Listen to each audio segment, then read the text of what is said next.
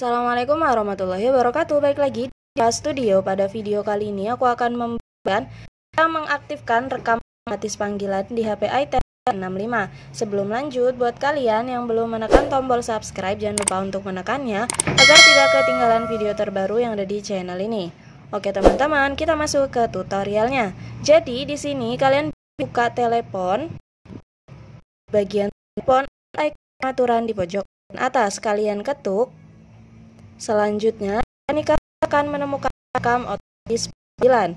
Untuk mengaktifkannya, kalian hanya perlu menekan tombol di sebelahnya. Oke, jadi seperti teman-teman caranya. Sekian dulu, sampai jumpa lagi di video selanjutnya.